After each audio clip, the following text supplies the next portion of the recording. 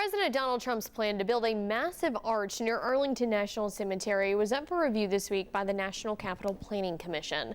It's an important step toward potentially building the 250-foot tall structure at Memorial Circle. The president says the arch is meant to inspire patriotism.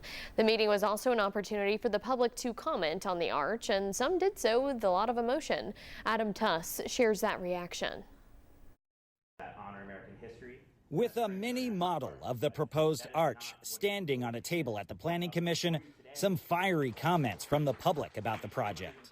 I am horrified by how quickly the arch project is moving through the approval process in spite of strong public opposition and compelling reasons for halting this plan. Protesting the arch. Outside the commission on 9th Street Northwest, others opposed, holding no arch signs. They say the money to build this structure could be used for other, more pressing purposes.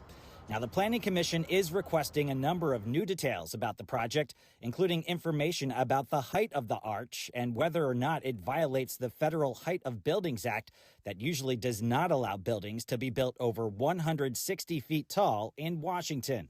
The commission's chair, Will Scharf, who was appointed to the commission by President Trump, pushed back against the Height Act at the meeting, saying other structures, including the National Archives building, have been allowed to be built over the 160-foot limit. I believe, speaking personally, that the best reading of the law is that the Height of Buildings Act is not applicable to federal construction.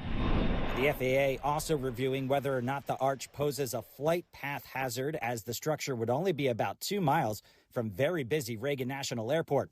There are also questions about whether the arch would essentially block views between the Lincoln Memorial and Arlington National Cemetery. The commission says a final determination on potentially approving the arch will happen at a later date, although that date has not yet been set in stone.